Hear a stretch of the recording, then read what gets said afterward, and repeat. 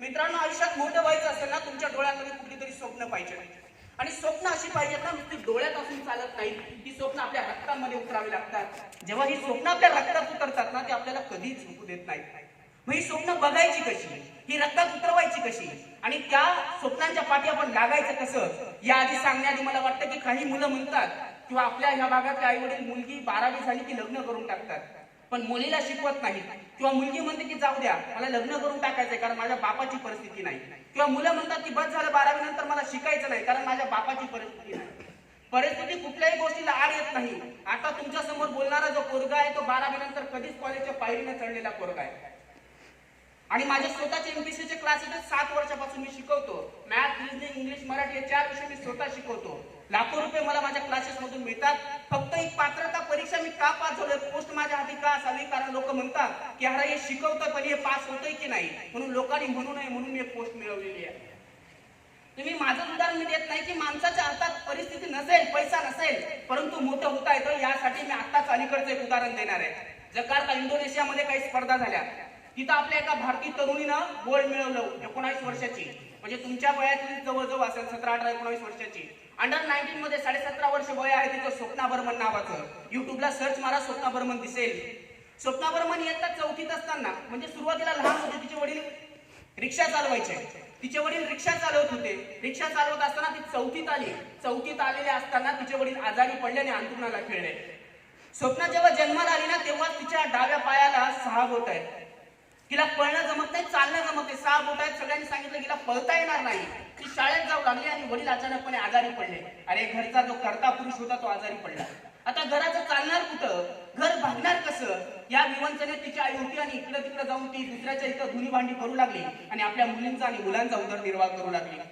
पण बाप अंथरुणाला खिळलाय, बापाचा इलाज करणं गरजेचं आहे. आणि एक परिस्थिती अशी आली की बापाला थोडंसं धान्य खायला मिळत नव्हतं. आई वडिलांना जेवणाला काहीच मिळत नव्हतं. मुलांची एक वेळेची जेवणाची भ्रांत निर्माण झाली होती. तेव्हा तिला कळलं की कुठली तरी स्पर्धा आहे जिल्ह्याच्या ठिकाणी. या स्पर्धेत जर पडलं ना तर आपल्याला कुठलं तरी धान्य मिळणार आहे. तिला वाटलं की या स्पर्धेत मी भाग घेणार. या स्पर्धेत ती भाग गेली, शाळेने मदत केली, वैयक्तिक केली, आपल्या शिक्षकांची रिक्वेस्ट केली, तिथं जिल्ह्याच्या ठिकाणी स्पर्धेत गेली.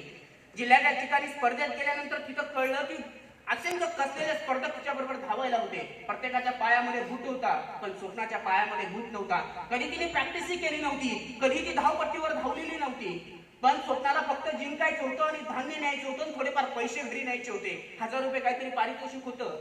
तिला वाटलं की हे धान्य माझ्या घराला खायला मिळेल, माझ्या बापाला पोटभर अन्न मिळेल आणि या 1000 रुपयांनी माझ्या बापाचा उपचार करेल.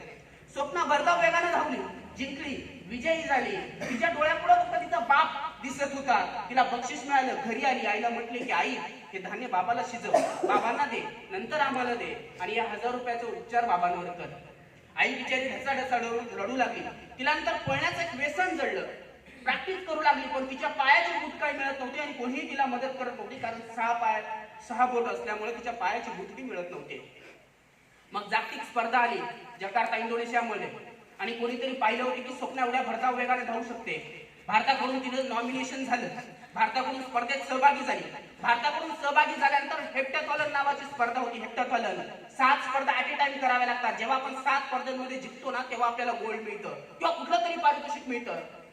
ती सहभागी झाल्यानंतर भारतीय पत्रकारांनी तिला प्रश्न विचारला, आजपर्यंत कुठल्याही युवकाने किंवा युवतीनं आपल्या भारताचं प्रतिनिधित्व केलेलं नाहीये, या स्पर्धेत कधीच कोणी सहभागी झालेलं नाहीये, पण तू सहभागी झाली आहेस, तुला काय वाटतंय? ती म्हटली की सहभागी नाही झाली, मला जिंकायचं आहे. ते म्हटले की ठीक आहे, तू जिंकू तर शकत नाही, पण जिंकली तर तू काय करणार आहेस? ती म्हटली की बक्षिसात पैसे मिळतील का? ते म्हटले की हा, पैसे मिळतील, तुला गोल्ड मिळेल, सगळं काही मिळेल, पण तुला या पैशांचं करायचं काय? ती म्हटली की माझ्या बापाचा इलाज करायचा आहे. पोरगी स्पर्धेत गेली. जकार्तामध्ये स्पर्धा सुरू झाल्या. पूर्ण कसलेल्या स्पर्धक तिच्या बरोबर आहे. 7 दिवस तिथं आधी असताना लोक त्या कट्ट्यावर धावण्याचा, त्या धावपट्टीवर धावण्याचा प्रॅक्टिस करत होते, आणि ती तिथं कुठलीच तयारी करत होती. बूट कसा घालायचा, धावायचं कसं, याची तयारी ती करत होती. 7 दिवस ती बूट घालायला शिकली. बूट घालून पळावं कसं, यासाठी ती प्रॅक्टिस करत राहिली. स्पर्धा सुरू झाली. पहिले 100 मीटर झाली, तिथं स्वप्ना पहिली आहे. 200 मीटर स्वप्ना पहिली आहे. 400 मीटर स्वप्ना पहिली आहे. नंतर गोळा फेक, भाला फेक, नंतर उंच उडी, लांब उडी, आणि शेवटची स्पर्धा आहे 800 मीटर. 800 मीटर मध्ये तिला पहिले यायचंच होतं, कारण तिला गोल्ड मिळालं असतं. नसती आली पहिली तरी तिला सिल्वर नाही तर ब्रॉन्झ मिळालंच असतं, दुसरा किंवा तिसरा नंबर मिळालाच असता. परंतु स्वप्नाला गोल्ड वगैरे माहिती नव्हतं, तिला जिंकायचं होतं. इतक्या भरता वेगाने स्वप्ना धावली आणि स्वप्ना शेवटच्या 800 मीटरला तिने पायात बूट परिधान केले नाही, कारण मला याचा सराव नाहीये, मला जिंकायचंय. भरधाव वेगाने धावली आणि धावल्यानंतर ती विजेती झाली. विजेती झाल्यानंतर तिचे जिकडे तिकडे वाहवा होऊ लागली. तिच्या खांद्यावर तिरंगा पडला. खांद्यावर तिरंगा पडल्यानंतर गळ्यात गोल्ड घातलं गेलं आणि गोल्ड घातल्या गेल्यानंतर तिचा पहिलाच प्रश्न होता, मला पहिले पैसे द्या, माझे बक्षीस द्या, मला घरी जाऊ द्या. तेव्हा परत पत्रकारांनी प्रश्न केला, जिंकली आहेस, भारताचं मोठं नाव केलंय, कारण जिच्या खांद्यावर भारताचा झेंडा आहे, गळ्यामध्ये गोल्ड आहे, ती म्हटली की मला पहिले पैसे द्या. परत प्रश्न विचारला गेला, पैसे का पाहिजे? मला घरी जायचंय, माझ्या बापाचा इलाज करायचा आहे. अरे आजपर्यंत आपण विचार करत राहतो, ज्या पोरीने आपल्या बापाच्या इलाजासाठी स्पर्धेत धावली, जगात भारताचं नाव केलं, जी स्पर्धा आजपर्यंत कोणी जिंकलं नव्हतं, तिथं तिचं नाव, स्वप्नाचं नाव झालं, भारताचं नाव गोल्डसाठी तिथं कोरलं गेलं. पण तिच्या डोळ्यांमध्ये स्वप्न काय होती? माझ्या बापाचा उपचार मला करायचा आहे. मालिकडची काही मुलं अशी म्हणतात की माझा बाप माझ्यासाठी काहीच करत नाही, माझी आई माझ्यासाठी काहीच करत नाही. अरे याचा विचार करण्यापेक्षा एवढाच विचार करा, माझ्या आई बापाने माझ्यासाठी काही केलं नसेल तरी चालेल, परंतु मला माझ्या आई बापांसाठी काही करता येईल का, हा विचार तुम्हाला करायचा आहे. परंतु आमच्याकडे असतं कसं, बापाचं एकाच टपरीवर खातं राहतंय, पान टपरीवर. बापाचं आणि मुलाचं जमलं नाही नातं, बापाचं आणि मुलाचं जमलं नाही नातं, दोघांचं एकाच पानटपरीवर खातं, दोघांचं एकाच पानटपरीवर खातं राहतंय. 40 नंबरवर बापाचं, 41 नंबर पानावर मुलाचं. ते पानटपरीवर इतकं हुशार राहतंय, 40 नंबर पोराला दिसू देत नाही आणि 41 नंबर बापाला दिसू देत नाही. दोघांचं खातं चालतंय, पण उधारी मात्र दोघांकडून गोळा करताय. मग विचार एवढाच करायचा आहे की मला काय करायचं आहे, माझी स्वप्न काय असावी. माझी परिस्थिती नाहीये ही गोष्ट मॅटर करत नाही, माझ्याकडे पैसा नाहीये, माझ्याकडे वेळ नाहीये ही गोष्ट मॅटर करत नाहीये. अरे प्रत्येकाच्या आयुष्यामध्ये जेव्हा जन्माला घातलं ना, तेव्हा देवाने प्रत्येकाच्या आयुष्यामध्ये 24 घंटे दिले आहेत. अरे या 24 तासाचा वेळ मी कुठं वाया घालतो, हा विचार तुम्हाला करायचा आहे. स्वप्ना बर्मन तुम्ही अलीकडे बघितलं, तुम्हाला वाटलं की यांनी मुलींसाठीच सांगितलं. मुलंही असतात की परिस्थिती नसते, पण मुलांसाठी परिस्थिती काही एक मॅटर करत नाही. याचं एक उदाहरण आता 2-3 वर्षापूर्वी तुम्ही पेपरांमध्ये वाचलं असेल, सलील खान नावाचा मुलगा 12वीत बोर्डात पहिला आला होता. मुंबईत 12वीत शिकलेला मुलगा 12वी बोर्डात पहिला आला. त्या मुलाचं उदाहरण असं, वयाच्या 10वीत असताना वडील वारले. वडील वारल्यानंतर आई काबड कष्ट करू लागली, घर चालू लागली. 10 बाय 10 ची खोली आहे छोटीशी, त्याच्यात एक संतरंजी स्टो आणि थोडंफार काहीतरी पोटापुरता अन्न आहे. सलील शिकू लागलाय, सलील शिकत होता, शाळेत जात होता, पण अचानक वडील आजारी पडले आणि देवा घरी गेले. जेव्हा वडील सोडून गेलेत ना, तेव्हा आई बिचारी काम करू लागली, पण देवानं परत आघात घातला आणि आई आजारी पडली. आईने छोटा चहाचा गाडा टाकला होता, सलील त्या चहाच्या गाड्यावर जाऊ लागला.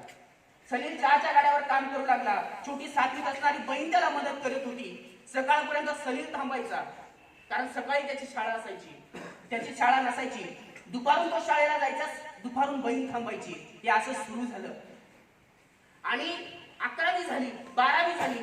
12वी मध्ये तो बोर्डात पहिला आला. तेव्हा शिक्षकांना प्रश्न पडला, आमच्या पोरांना आम्ही लाखोचे क्लासेस लावली, चाटेपासून काटेपर्यंत सगळेच क्लासेस लावली, पण तरी आमचा पोरगा पहिला आला नाही, तर हा सलील पहिला कसा आला, म्हणून शोधायला सुरुवात केली.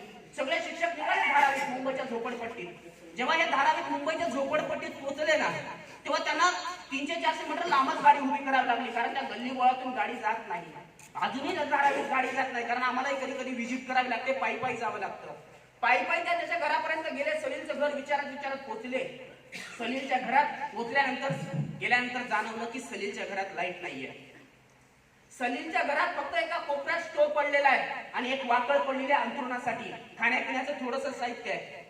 तेव्हा शिक्षकांनी सलीलला घेतला आणि विचारलं, सलील अरे आमच्या मुलांना आम्ही भरपूर क्लासेस लावले, तो कधी पहिला आला नाही, पण तू पहिला कसा आला सांग ना सलील, याचं उत्तर काय? सलील म्हटला की सर, जेव्हा मी 10वी पास झालो ना सर, जेव्हा मी 11वीत गेलो ना सर, तेव्हा मलाही वाटायचं, कारण माझे मित्र गाडीवर फिरायचे, गाडीवर कधीतरी कोणीतरी असायचं, कधी हॉटेलमध्ये जायचं, कधी पोटभर ते जेवायचे. मलाही कधीतरी वाटायचं असे चांगले कपडे घालावे, हॉटेलमध्ये जावं खावं, माझ्याकडेही गाडी असावी, कोणीतरी माझ्या गाडीवर बसावं असं मला वाटायचं सर. परंतु जेव्हा मी कधीतरी एक विचार करून हॉटेलमध्ये जायचो ना सर, हॉटेलमध्ये गेल्यानंतर मी वडापावची ऑर्डर द्यायचो सर. वडापावची ऑर्डर दिल्यानंतर मी खाली बघत असायचो सर, वडापाव माझ्यापर्यंत पोहोचण्याच्या आधी माझ्या कानावर एक शब्द गुंजायचा सर. माझी आई जेव्हा अंथरुणाला खिळली होती ना, शेवटच्या क्षणावर जेव्हा माझी आई होती ना, तेव्हा माझी आई मला सांगत होती, माझ्या आईने मला जवळ बोलवलं आणि कानात एक शब्द सांगितला की सलील, बाळा मी तर जाते, बाळा मी तर जाते, पण तू काय कर माहितीये का, तू शिक आणि आपल्या बहिणीला शिकव. मग जेव्हा मी हॉटेलमध्ये ऑर्डर द्यायचो ना सर, तेव्हा माझ्या कानावर हा शब्द नेहमी गुंजायचा की सलील बाळा तू शिक आणि तुझ्या बहिणीला शिकव. मी जर 10 रुपये इथं खर्च केले असते ना सर, तर माझ्या बहिणीच्या शिक्षणाला पैसे उरले नसते सर. म्हणून मी आज पहिला आलोय. म्हणजे ज्या मुलाला जेवायची भ्रांत होती, एक वेळेचा काही करू शकत होता, तो जर मुलगा बोर्डात पहिला येऊ शकतो, आपण काय? आपल्याला तर चांगले हातपाय दिले आहेत, आपले आई वडील आपल्यासाठी सगळं काही करायला तयार आहे, परंतु त्या आई वडिलांसाठी आपल्याला काही करता येत नाही, त्यांची स्वप्न पूर्ण करता येत नाही. आज जर घरी गेले ना, आज जर घरी गेले तर मंदिरात जा, जात असणार तर स्वतःजवळ काहीच मागू नका. फक्त देवाकडे गेल्यानंतर एवढंच मागा की देवा, अरे माझ्या आई वडिलांनी माझ्यासाठी जे मागितलं ना ते आम्हाला दे. कदाचित तुम्ही जे मागणार ना ते कमी असेल, पण तुमच्या आई वडिलांनी तुमच्यासाठी जे मागितले ना ते खूप काही असेल. जा आणि मंदिरात गेल्यानंतर देवाला एवढंच सांगा की देवा, माझ्या आई वडिलांनी जे माझ्यासाठी मागितलंय ना ते फक्त द्या. कदाचित तुमच्या आई वडील, एखाद्याचे आई वडील असतात की नाही लक्ष देत मुलांकडे, असतो बिचारा एखादा वडिलांना दारूचं व्यसन असतं, परंतु त्याचं नाव ठेवण्याचे आपल्याला कोणीही अधिकार दिलेला नाहीये.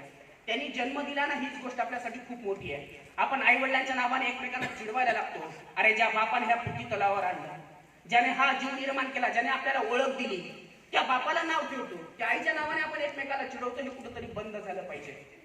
आणि हे वय असतं ना, वय 16-17 जे असतं ना, हे कुठंतरी मार्ग चुकवत असतं. या वयामध्ये जर तुम्ही चुकलेत तर आयुष्याची वाट लागणार आहे. मी म्हणतो चुकायचंय, सगळ्या काही गोष्टी करायच्या आहेत आयुष्यामध्ये, सगळं करायचंय, परंतु आयुष्यासाठी एवढी 5 वर्ष 3 वर्ष तुमच्या आयुष्याची जी आहेत ना, 12वी नंतरचं आयुष्य तर खूप वेगळंच असतं. 12वी आणि 10वी वर मी बोलायला जातो, करिअरच्या वाटा काय असाव्यात, 10वी नंतर तुम्ही कुठं जावं, कारण आपलं करिअर असतं. माझं मित्र इंजिनिअरिंगला गेलोय म्हणून मी इंजिनिअरिंगला जाणार, आपल्याला त्याच्यातलं काहीच येत नाही तरी जातोय, आपल्या आयुष्याची वाट लावतोय. त्याच्यावर मी नंतर कधीतरी कुठेतरी आलो तर बोलेल करिअरच्या वाट्यांवर. परंतु तुम्ही जे बघतायत ना ते पूर्ण करण्याचा प्रयत्न करा. म्हणून आई आणि बाप नावाच्या गोष्टीवर जेव्हा मी येणार आहे, की आई आणि बाप काय असतो हे सांगताना मला एक प्रसंग, माझं आवडतं उदाहरण आहे, मी कायम सांगत असतो की आई काय असते आणि बाप काय असतो हे जर तुमच्या डोळ्यांमध्ये असलं तर कधीच तुमचं पाऊल वाकडं पडणार नाही. दुष्काळ पडला होता, एक चिमणी होती. दुष्काळ पडलेला असताना तिची 3 पिलं होती. 3 दिवस झाले त्यांच्या पोटामध्ये धान्याचा एक कण पण गेला नाही, एक कण पण धान्याचा पोटामध्ये गेला नाही. ते पिल म्हणू लागला, अगं आई जा ना काहीतरी खायला आण, अगं आई जा आण काहीतरी खायला. बिचारी काय करणार, घरट्याच्या बाहेर निघाली, भरधाव वेगानं उडाली आणि इकडं तिकडं धान्य शोधू लागली, पण तिला धान्याचा एक कण पण मिळाला नाही, एक कण सुद्धा धान्याचा मिळाला नाही. बिचारी हताश झाली आणि घराकडे परतू लागली.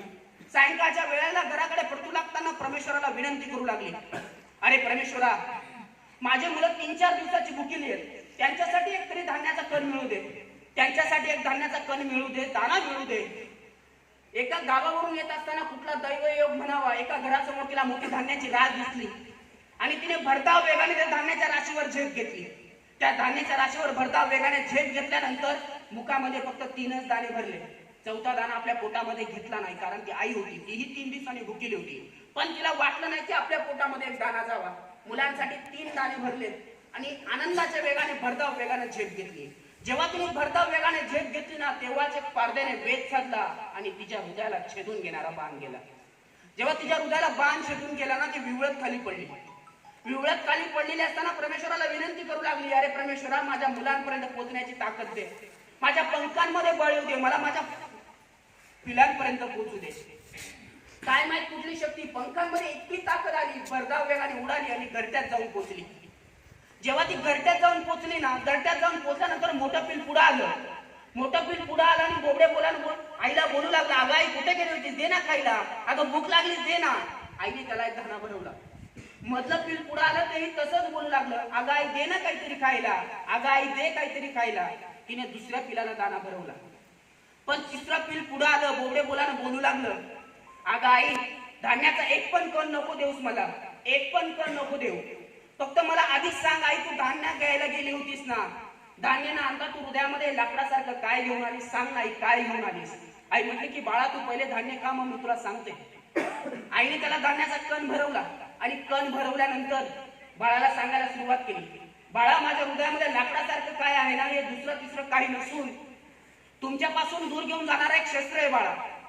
बाळा तुला माहितीये का, जेव्हा हे बाण मला लागला ना बाळा, तेव्हाच मला वाटत होतं की मी इथंच मरून पडावं.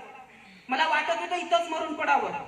पण बाळा मी जर इथपर्यंत आली नसती तर तुम्ही म्हटले असते की आई बाहेर गेली आणि बाहेरच्या मोहमायेला भुलून आई आपल्या पिल्लांना विसरली. मग बाळांनो तुम्ही आई नावाच्या शब्दाला कलंक लावला असताना बाळांनो, म्हणून मी या ठिकाणी आले. आई नावाच्या शब्दाला कलंक लागू नये म्हणून मी आली आहे. आपले आई वडील पण तेच करत असतात. आई आणि बाप नावाच्या शब्दाला कलंक लागू नये म्हणून आयुष्यभर जपत असतात. मग त्यांच्यासाठी आम्हाला काहीतरी करता येईल का? कदाचित लहान मुलं काही बसले त्यांच्यासाठी हे विचार खूप मोठे होत असते, त्यांच्या मनावरून पूर्ण डोक्यावरून जात असेल. परंतु इथं माझाही पण नाईलाज आहे. परंतु तुम्हाला काहीतरी करायचं ना, इथून करायला सुरुवात करा. पण ह्या लहान मुलांसाठी मी आता सांगणार आहे, तुमचा जो अभ्यासक्रम आहे ना, हेच पुढे आयुष्यासाठी खूप गरजेचा येणार आहे. तुम्ही जे शिकतायत ना तेच पुढे येणार आहे. कुठलीही स्पर्धा परीक्षा तुम्ही द्यायला जाणार तेव्हा 5वी ते 10वीची पुस्तकं परत वाचावी लागतात. म्हणून तुम्हाला जाताना एवढाच एक आग्रह करून जाणार आहे, नुसतं परीक्षा पुरता वाचू नका. पुढे काहीतरी याचा फायदा होणार आहे म्हणून वाचा.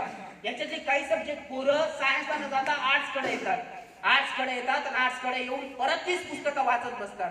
मला आता परत पुढची एक्झाम द्यायची असेल तर परत मला 5वी ते 10वीची ते 12वी पर्यंतची पुस्तकं वाचावी लागतील, ते बी आर्ट्स साईडचे. म्हणून तुमच्याकडे जी पुस्तकं आहेत ना ती एक आवड म्हणून वाचा. नुसता अभ्यासक्रम आहे किंवा परीक्षेला पास व्हायचंय म्हणून नाही. आणि शिक्षकांचंही कुठेतरी चुकतं, ते सांगतात की हा मागच्या वर्षाला 2च मार्काला पडला होता, आता हे कदाचित करावं लागेल, याला स्किप कर, दुसरं वाच. इथं कुठंतरी आपल्या शिक्षकांचंही चुकतंय. आणि आता एवढं पर्ड निर्माण केलंय ना, जिथं 10वी 12वी असेल ना, 10वी 12वी त्या घरात गेल्यानंतर असं वाटलं की आजच 10वं झालंय की काय असं वाटतंय. टीव्ही बंद, सगळं बंद, एवढं भयानक वातावरण असतंय. एवढं बर्डन त्या पोरांवर दिलं जात आहे. पण त्या पोरांकडे बघा, त्याला कुठली तरी वेगळी आवड असेल. मग मला वाटतं की जर सचिन तेंडुलकरला ऐश्वर्यासारखं नाचता येईल का? नाचता आला तर करता आला असतं का? ऐश्वर्यासारखा ठुमका लता दिदींना गाता येईल का, करता येईल का? किंवा लता दिदींसारखं गाणं अशोक सराफला म्हणता येईल का? नाही जमणार. म्हणजे जे ज्या ज्या ठिकाणी मोठे तसं आपल्याला काय करता येईल. जर सचिनने शिकायचं ठरलं असतं तर क्रिकेटाचा देवच तो झाला नसता, लोकांनी त्याला ओळखलंच नसतं. मग कुठेतरी तुमच्या विद्यार्थ्यांमध्ये कुठला तरी असा स्पार्क असेल, तो ओळखा, त्याला मोठं होऊ द्या. आर्टिस्ट सुरंजित सरांचं उदाहरण मी अभिमानाने सांगितलं की कारण ते चित्रकलेसाठी मुलांच्या मनावर बिंबवतात. ज्या मुलांची आवड आहे ना त्यांना ते ओळखतात आणि त्यांच्या इतर परीक्षा ज्या असतात त्यासाठी त्यांना बसायला ते निवेदित करत असतात, पोरांना बसायला आमंत्रण देत असतात, पोरांना मोटिवेट करतात. कदाचित काही शिक्षक नसतात त्याच्यामध्ये सहभागी होणारे, त्यामुळे कदाचित आपलेही ध्येय बदलतात. पण एखादा तरी शिक्षक असा असतो की माझ्या मुलांमध्ये काय स्पार्क आहे. प्रत्येक मुलांमध्ये काही ना काही वेगळं असतं. जर प्रत्येक मुलांमध्ये शिक्षकाला ओळखता आलं नसतं तर आज कविता राऊत नाशिक जिल्ह्याचं नाव मोठं करत राहिली नसती. कारण तिला धावता येत होतं. पुस्तकातलं 100 ओळीला 100 कविता राऊतला जमत नव्हता. आज पण सगळेजण कविता राऊतला ओळखतात. का ओळखतात? विराट कोहली ध्येयाप्रती किती प्रेम असावं. ज्या दिवशी वडील वारले ना त्या दिवशी रणजी खेळल्यात, पहिले शतक मारलाय, दुसऱ्या दिवशी परत क्रीजवर उतरलाय. बापाचा तिकडे देहांत झालाय, पण ध्येयाप्रती एवढा मग्न आहे की माझ्या बापाचं स्वप्न होतं की माझ्या मुलाने खेळावं, डबल सेंचुरी मारावी, माझ्या मुलाने खेळावं. रणजित परत दुसऱ्या दिवशी विराट कोहली खेळायला उतरलाय. अरे जर शाळेत बापाने सांगितलं असतं की क्रिकेट सोड, खेळत राहा, आज विराटला मी ओळखलं नसतं. म्हणून प्रत्येकामध्ये वेगळं काहीतरी असतं, ते ओळखा. मला वाटतंय सगळी पोरं चुळचुळ करायला लागलीत. मला माहिती आहे ते केव्हाचे 3 वाजेपासून बसले असतील, आता 4 झालेत. 1 तास तुम्हाला बसून झालाय. म्हणून तरी 3 ते 5 त्या बॅनरवर टाइम असला टाकलेला तरी मी तेवढा बोलणार नाहीये. मला माहिती आहे थांबायचं कुठं, सुरू कुठं करायचं, म्हणून मी लवकर थांबणार आहे. पण ते सांगण्याआधी आई सांगून झाली बाप कसा असावा आणि आई बाप कसे असावे आणि त्याप्रती मुलगा कसा असावा हे मला उदाहरण सांगायचं आहे. 1928 मध्ये एक अॅनास्थेशियाचा शोध लागला. तेव्हा आपल्याकडे ना बुलीचं इंजेक्शन दिलं जातं. काही ऑपरेशन करायचं असेल प्रत्येकाला माहिती आहे, बुलीचं इंजेक्शन दिलं जातं. तेव्हा आपल्याकडे बुलीचा इंजेक्शनचा शोध लागलेला नव्हता. तेव्हा एका भारतीय डॉक्टरांना शोध लावला. जेव्हा भारतीय डॉक्टरांना हा शोध लावला ना, हा शोध लावल्यानंतर कोणावर तरी प्रयोग करावा लागतो. आपल्याला कोणावर तरी प्रयोग करावा लागतो. आणि मी जर एखादा शोध लावला आणि मी सांगितलं तुझ्यावर प्रयोग केला तर कदाचित प्रयोग फसला तर तू मरू शकतो. अशी अवस्था जर निर्माण झाली तर कोणीही तयार होईना. तो बिचारा भारतीय डॉक्टर हातात झाला. एक पण गिनीपी त्याला मिळेना. बिचारा शोधू लागला कोणी गिनीपी होतंय का. हातात झाला. डॉक्टर घरात येऊन बसला. डॉक्टर सोफ्यावर एकदम निरागस अवस्थेत, एकदम थकलेल्या अवस्थेत बसला. 7 वर्षाचं पोरग खेळत खेळत घरात आलंय. खेळत खेळत घरात आल्यानंतर आपल्या बापाला विचारतोय, बाबा काय झालं? मी आजपर्यंत तुम्हाला एवढं थकलेलं आणि नाराज बघितलेलं नाही. बाबा काय झालं सांगा ना. तेव्हा तो डॉक्टर बाबा सांगतात की बाळा मी असा एक शोध लावला, ए मध्ये बी केमिकल टाकलं, बी मध्ये सी केमिकल टाकलं, सी मध्ये डी केमिकल टाकलं तर एक गुलीचं इंजेक्शन तयार होणार आहे. याचा पूर्ण जगाला फायदा होणार आहे. पण मी कोणावर प्रयोग करू बाळा हे समजत नाहीये. मी कोणावर प्रयोग करू मला माहिती नाही. मला गिनीपी मिळत नाही. म्हणून मी गिनीपी शोधायला सुरुवात केली आहे. तेव्हा ते पोरग म्हणते बाबा माझ्यावर करा की प्रयोग. तेव्हा बाप म्हटला की बाळा तुझ्यावर प्रयोग नाही करता येणार, कारण तू लहान आहेस. हा वार तू सहन नाही करू शकत. समजा माझा प्रयोग फसला तर तू सहन नाही करणार. बाबा करा की माझ्यावर प्रयोग. डॉक्टरला वाटलं दुसरा गिनीपी मिळत नाही. जिकडे तिकडे जायला झाली. डॉक्टरांनी प्रयोग करायला सुरुवात केली. जगभरात डॉक्टर आले, सायंटिस्ट आले, सगळे पत्रकार आले. डॉक्टरांना फोकस केलं गेलं. डॉक्टरांनी प्रयोग करायला सुरुवात केली. पोराच्या डाव्या हाताला 6 बोट आहेत. एक बोट कापून काढायचं ठरलं. पोराला टेबलवर झोपवलं गेलं. डॉक्टरांनी ए मध्ये बी केमिकल टाकलं, बी मध्ये सी केमिकल टाकलं. पोराला भुलीचं इंजेक्शन दिलं. पोराला भुलीचं इंजेक्शन दिल्यानंतर सरकन पोराचा बोट कापून काढला. जेव्हा पोराचा बोट सरकन कापला ना, तेव्हा पोराच्या डोळ्यात अश्रू होते, पण चेहरा हसतमुख होता. चेहरा हसतमुख होता. जिकडे तिकडे वाहवा झाली. डॉक्टरांचा प्रयोग यशस्वी झाला. जिकडे तिकडे डॉक्टरांच्या सत्काराची सुरुवात सुरू झाली. आणि अचानकपणे डॉक्टरांचं लक्ष टेबलकडे गेलं. जेव्हा डॉक्टरांचं लक्ष टेबलकडे गेलं ना, तेव्हा टेबल मध्ये ए मध्ये बी केमिकल टाकलं होतं, बी मध्ये सी केमिकल टाकलं होतं. अरे पण सी मध्ये डी केमिकल टाकायचंच राहून गेलं होतं. कुठलंही औषध तयार झालं नव्हतं. प्रयोग पूर्णपणे फसला होता. बापाने पटकन सगळ्यांना बाहेर काढलं. दरवाजा बंद केला. मुलाला मांडीवर घेतलं. मुलाला मांडीवर घेतल्यानंतर बाळाला विचारू लागलं, अरे बाळा सांग ना, असा वार कस काय सहन केलास तू? अरे माझा प्रयोग पूर्णपणे फसलाय. सांग ना बाळा कसा सहन केला असा प्रयोग? सांग ना बाळा हा वार कसा सहन केला? बाळा मी तुला बघितलं, तुझा चेहरा हसतमुख होता, डोळ्यात अश्रू होते. मला वाटलं तुझ्या डोळ्यात आनंद अश्रू असतील, पण बाळा सांग ना एवढा वार कसा सहन केला? तेव्हा ते 7 वर्षाचं पोरग बोलतोय की बाबा मला माहित नाही तुमचा प्रयोग फसला की माहित नाही, परंतु बाबा मला जेव्हा हा वार तुम्ही केला ना तेव्हा वेदना झाल्यात. पण मी जर रडलो असतो ना बाबा, मी जर केकळलो असतो ना बाबा, तर माझा बाप जगासमोर चुकीचा ठरला असता बाबा. आणि माझा बाप कधीच चुकणार नाही हे मला माहिती आहे. म्हणून मी हा वार सहन केला बाबा. म्हणून मी हा वार सहन केला. 7 वर्षाच्या पोरासारखं आम्हाला होता येईल का? जर 7 वर्षाचं पोरग हा वार सहन करू शकतो तर आम्ही तर काय? अरे ज्या आई वडिलांनी जन्म दिला त्यांच्यासाठी वेगळं काही करता येईल का? तुमच्या समोर उभा असणार. आता माझं उदाहरण थोडंसं देणार आहे. एमपीएससी पास झालो, अभ्यास कसा करायचा काय तुमचे शिक्षक सांगतील.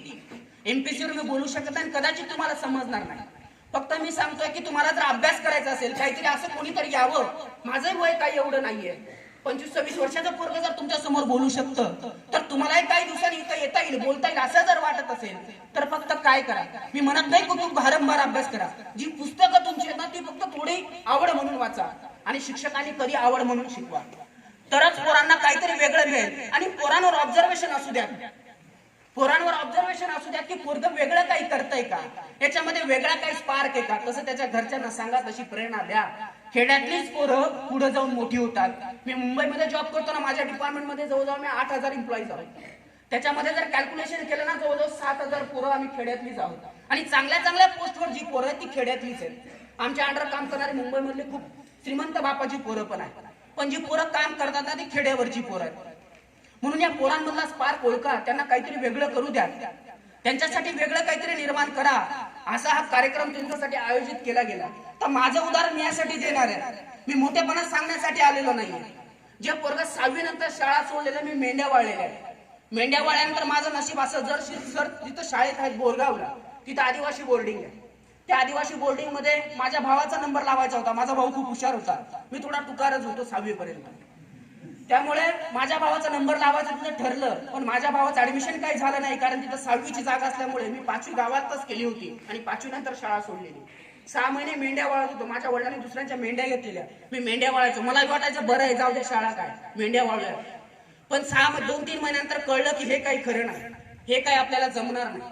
पण नशीब असं भावाचा नंबर लागला नाही, तर 6वीची जागा खाली असल्यामुळे माझा नंबर लागला. माझं वडील म्हटलं की इतकं त्रास देतं यालाच घेऊन जा. तिकडं मला पाठवून दिलं. 6 महिने मी कधीच घरी आलो नाही. कुठलीही सुट्टी असू द्या, पोळ्याची सुट्टी असू द्या, मी घरी आलो नाही.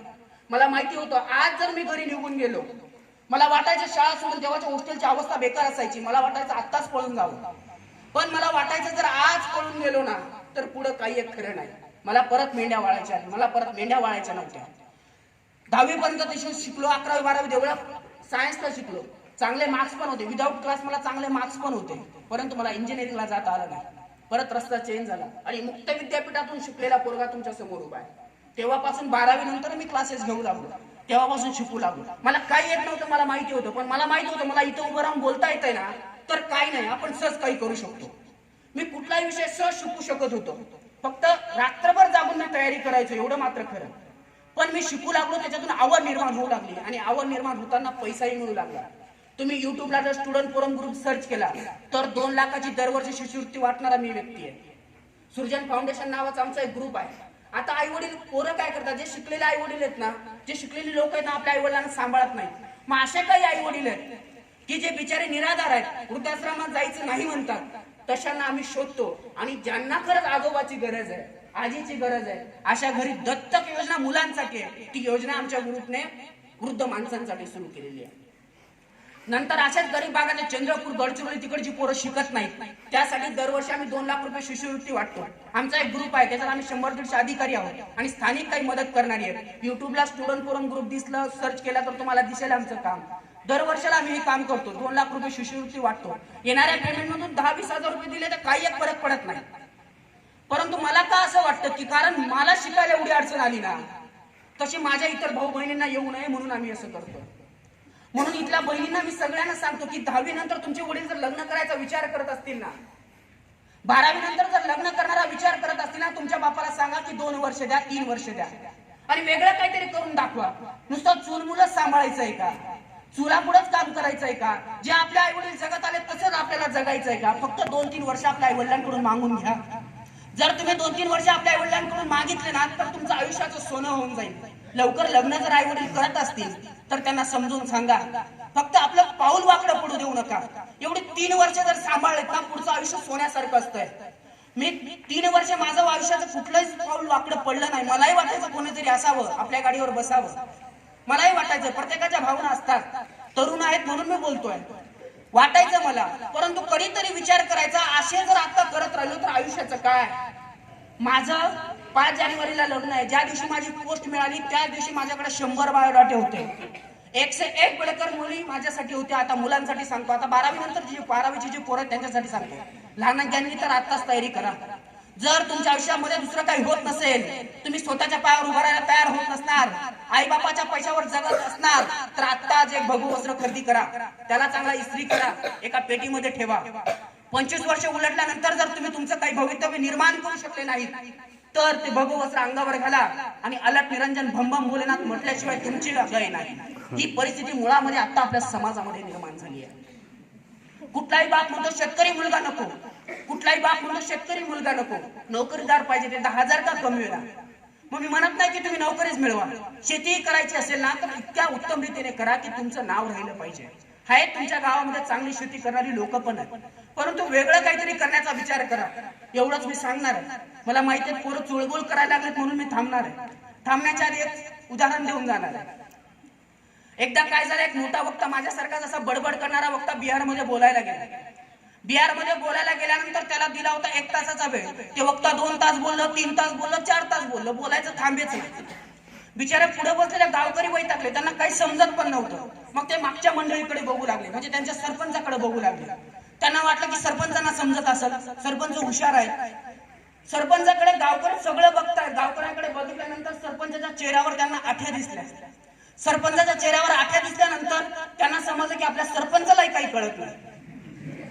बिचारा सरपंच वैतागलं, इकडं तिकडं बघितलं. बिहारमध्ये चालतंय, बंदूक असते, उभं राहिले आणि हवेत 2 गोळ्यांचं फायर केले. जेव्हा हवेत 2 गोळ्या झाडल्यात ना, हे बोलायचं, हे वक्ता जो होता ना बोलायचं थांबलं बिचारा आणि गडबडलं.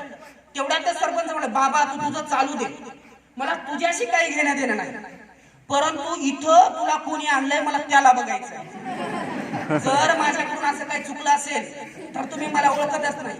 मला इथं ज्यांनी आणलंय त्यांच्याकडे तुम्ही बघू शकतात मी गेल्यानंतर. हसण्याचा एवढंच गोष्ट मित्रांनो, तुम्हाला आयुष्यामध्ये काहीतरी करायचं असेल ना तर वेगळं काहीतरी निर्माण करण्याचा प्रयत्न करा. वेळ आहे तुमच्याकडे, अजून वेळ गेली नाही. सरांनी अतिशय योग्यरित्या ते सांगितलं की 11वी 12वीच्या मुलांना आणि 5वी ते 10वीच्या मुलांना समजलं ना वेगळं काहीतरी करायचं आहे, तर असं वेगळं करण्याचा काहीतरी प्रयत्न करा. तुमचे शिक्षक तुमच्या पाठीशी आहेतच. बोरगावचा व्यक्ती, वडिलांचं पुण्यस्मरण, नवलाने गाव, त्यात मेरगाव मध्ये कार्यक्रम आयोजित करताय.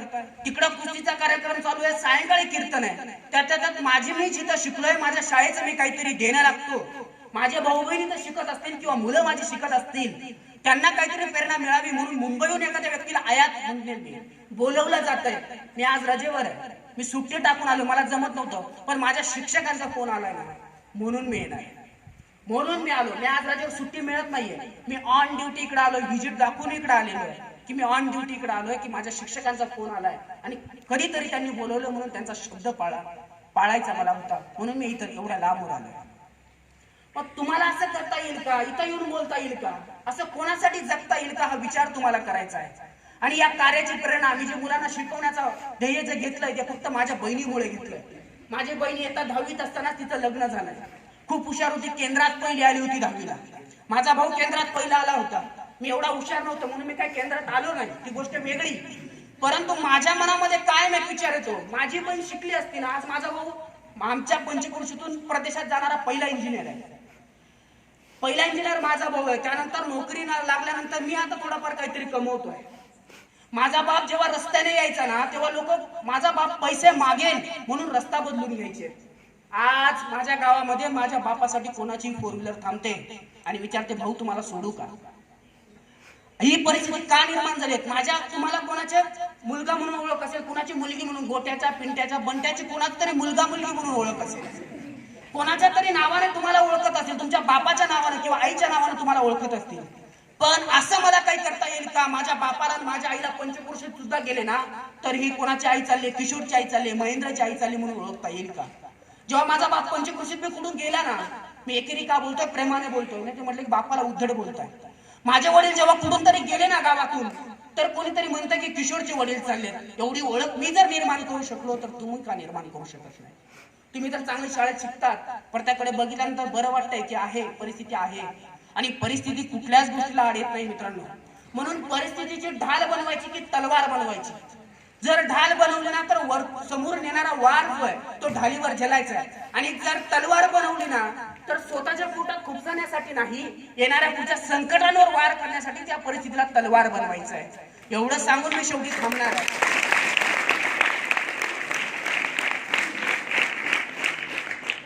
एवढं सांगून मी शेवटी थांबणार आहे. कुठेतरी एक वक्ता काहीतरी म्हटला होता, कोणीतरी लिहून ठेवलंय, कारण आम्ही ना तेढ निर्माण करायला लागलो. आज तुम्ही बातम्या सुरू केल्या तर दिल्ली विद्यापीठात तरुण एकमेकांवर दगडफेक करतायत, कॉलेजचे विद्यार्थी आंदोलन करतायत. हिंदू आणि मुस्लिम नागरिकत्व कायद्याच्या आधारावर हिंदू आणि मुस्लिम लढत निर्माण केली गेली आहे. याचा फायदा दुसरे लोक घेत आहेत, पण आपण एकमेकांमध्ये तेढ निर्माण करायला लागलोय.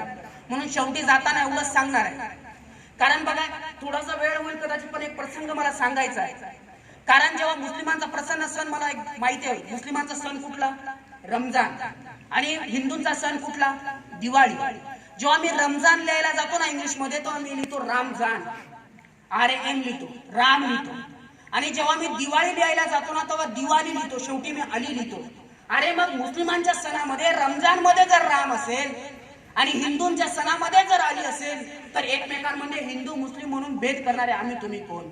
म्हणून कोणीतरी म्हटलंय, क्या करने आए थे, क्या करने आए थे और क्या कर बैठे, कहीं पर मंदिर बना बैठे तो कहीं पर मस्जिद बना बैठे, हमसे तो अच्छे वो परिंदे हैं, कभी मंदिर, परिंदे म्हणजे पक्षी, हमसे तो अच्छे वो परिंदे हैं, कभी मंदिर पे जा बैठे, कभी मस्जिद पे जा बैठे.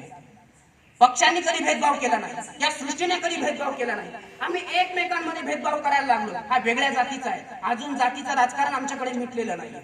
अजून तेढ कुठेतरी निर्माण झाली आहे.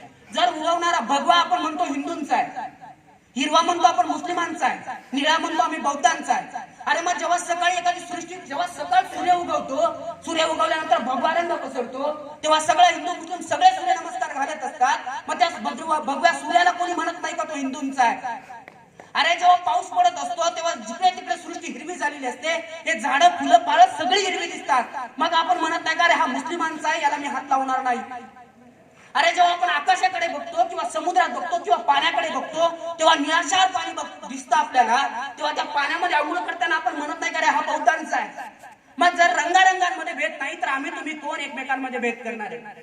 म्हणून हा भेद आत्ताच याच वयोगटापासून भेद मिटवून टाकूयात, सगळे एकत्र राहूयात. जो पुढे जातोय ना त्याला पुढे जाण्यासाठी हात देऊया. आणि शेवटी जाताना थांबणार आहे आणि एवढंच, हे हात चुकलेले दगडांच्या वर्षावाला रोखाते लावा कार्याला देशाच्या प्रगतीला, बंद करा हा उत्पात त्याने आपलाच होतो घात. हे सामर्थ्य व्यवताना जावं याला काहीसा अर्थ येऊ द्या रे. हा देश माझा म्हणणार नाही, हा देश आपुला, याचे जरासे भान राहू द्या रे, याचे जरासे भान राहू द्या. धन्यवाद.